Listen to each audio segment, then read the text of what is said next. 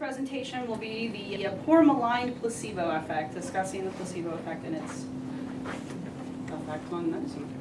Matthew Barron will be playing the part of Einstein tonight, and he is a medical technologist in Indianapolis, Indiana. He is also a local author. He has written 2 books, one called The Secular City Limits, and I want to say the second book is called The Dystopian Book.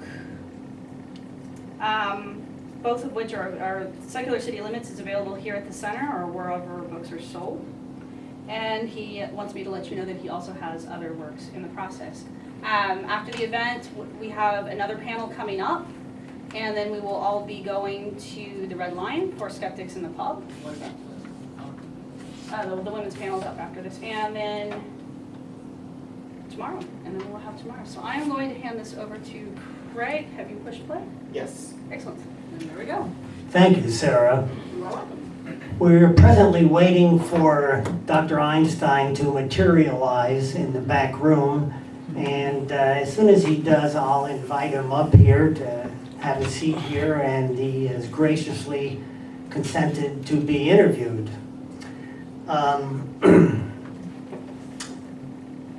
So, welcome to the Center for Inquiry at Indianapolis and the Fringe Celebration.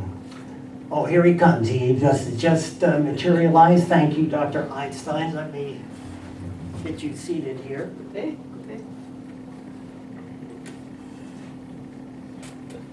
Excuse me, do you mind if I smoke? There's no smoking. Thank you. I'm sorry. Okay. We can just lay the pipe down. Thank you.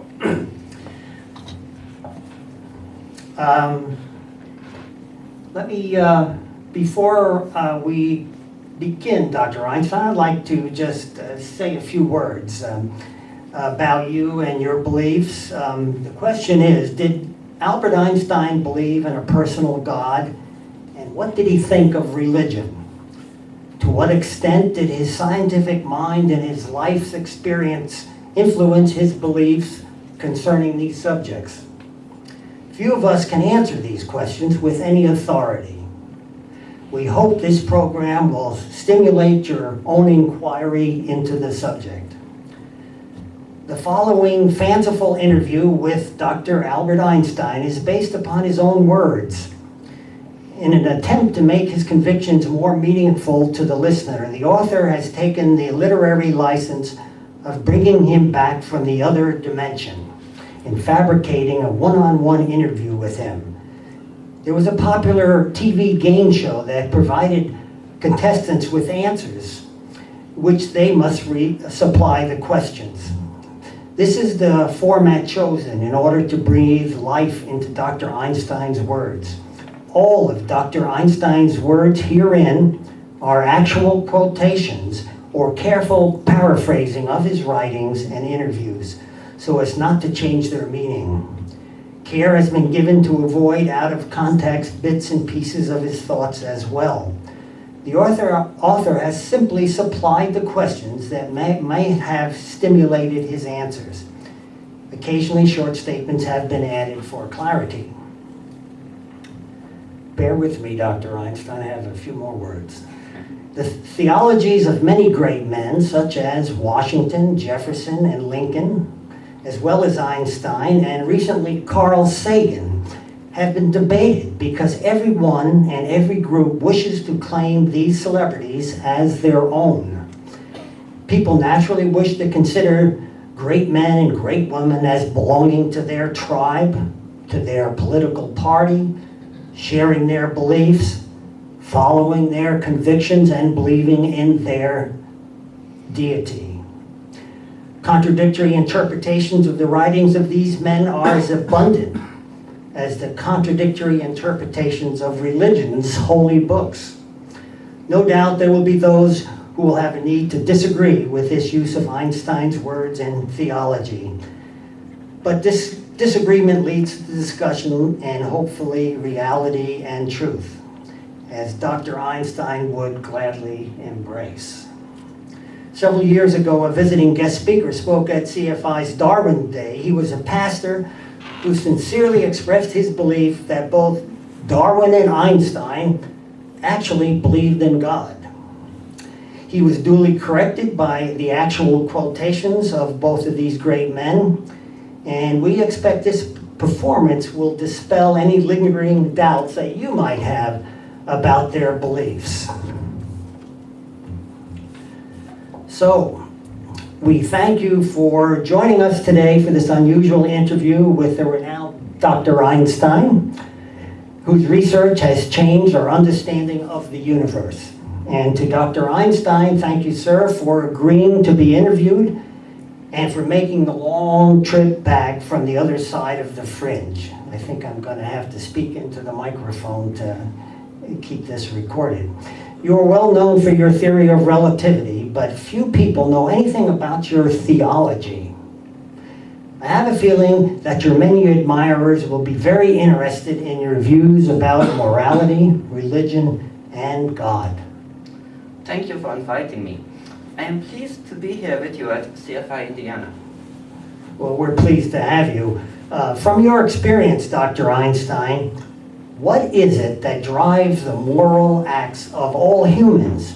Why do we think and act the way we do? We all try to escape pain and death, while we seek what is pleasant. We are ruled by our primary instincts. Our actions serve our self-preservation and that of the race. There are some instincts, such as the emotions of love, pity, and friendship, that are too weak in themselves to counter other stronger instincts of survival, such as the desire for power, sex, and nourishment. Yes, that is so true, Dr. Einstein. So, what do you believe we can do about it? How do we control these stronger survival instincts you talk about and give love and pity and friendship a chance?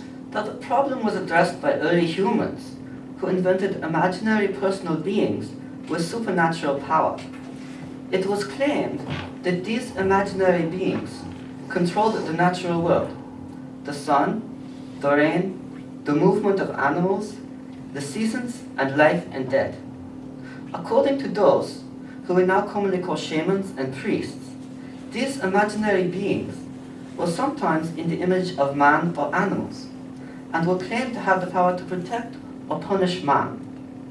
During the youthful period of mankind's spiritual evolution, human fantasy created God in man's own image. Yes, a lot of people would agree with you, certainly. In your opinion, Dr. Einstein, was this the origin, what some people call the God concept? Yes, of course. Those primitive precursors of the God concept sprang from the fears and feelings of helplessness that filled the lives of early man. It was the only answer they had to the unknown, and it proved to be very successful in comforting them. In fact, the God concept was so successful that it was used to control human behavior. Certain standards and taboos, so derived, were eventually formalized into religion. That is fascinating. Your theory is even more controversial than I had supposed. Is it, in fact, not common knowledge to many of your admirers, Dr. Einstein, about we often wonder what exactly are your explicit views concerning organized religion? Personally, my religiosity found an abrupt ending at age 12 through the reading of popular science books. Age 12? Yes. But before I proceed, I should differentiate between organized religion and the state of being religious. A religious person, whether or not he believes in a divine being, is one who has liberated himself from the fetters of selfish desires and is preoccupied with thoughts, feelings, and aspirations because of their super-personal value to mankind. Otherwise, it would not be possible to count Buddha and Spinoza, among many others, as religious personalities. That's true. Which I believe they are. Yes. Religion is the age-old endeavor of mankind to become conscious of the methodology and goals that better mankind, and to constantly strengthen and extend their effect. It is the unbounded admiration of the structure of the world so far as our science can reveal it. I consider myself a deeply religious man by this definition. Ah, that is interesting. A conflict between religion and science is not really possible according to this definition. That's very interesting. Many listeners will be heartened by your words. To your mind, Dr. Einstein, is there ever a real conflict between science and religion? Oh, yes. For example, when a certain religious community insists on the absolute truthfulness of all statements recorded in the Bible, there is conflict. Religion should not intervene into the sphere of science, as it did against the doctrines of Galileo and Darwin. Conversely, science should not interfere into the sphere of religion. There is room, however, for a reciprocal relationship between religion and science. Religion can determine worthy goals and create the inspiration to achieve those goals. Science can make it possible to achieve those goals. Science without religion is lame. Religion without science is blind. I'll have to remember those quotes. What other strengths and weaknesses do you see in organized religion, Dr. Einstein? I don't deny that the personal God concept has been able to accord man solace, help, and guidance for his personal benefit. Man has used the God concept to justify all his actions, both good and bad, and to fulfill all his wishes. The concept of the existence of an omnipotent, just, and omnibeneficent personal God, by virtue of its simplicity, is readily acceptable and accessible to the most undeveloped mind. Yes, that is very true. I believe most of us would agree with that, most of your listeners. But what about the weaknesses of religion, Dr. Einstein? Oh, there are decisive weaknesses, which unfortunately have been painfully felt since the beginning of history. Through fear or ridiculous egotism, feeble souls harbor the belief that they will survive the death of their bodies. Yes, that's very true. They accept evil with the promise of future salvation. Another weakness, if this supernatural being is omnipotent, then every occurrence, every human action, every human thought, and every human feeling and inspiration is also his work. And if that is so, how is it possible to think of holding men responsible for their deeds and thoughts before such an almighty being? In giving out punishment and rewards, he would be, to a certain extent, passing judgment on himself. How can this be combined with the goodness and righteousness ascribed to him? It doesn't make sense to me. It beats me too, Dr. Einstein, and many others, I'm sure. Another point I should touch on is the claim of religions that prayer can influence natural events. I find the idea of a supernatural being who interferes with the sequence of events in the world to be absolutely impossible. It's interesting because intercessory prayer is still being done. Experiments, so-called scientific experiments are still being done on that very subject. So those points are still being debated to this very day, Dr. Einstein. Prayer studies are still being conducted with the hope of proving God's existence. None have had positive results other than by chance or due to poor study design up to now. Overall, how do you think religion has affected our world, Dr. Einstein?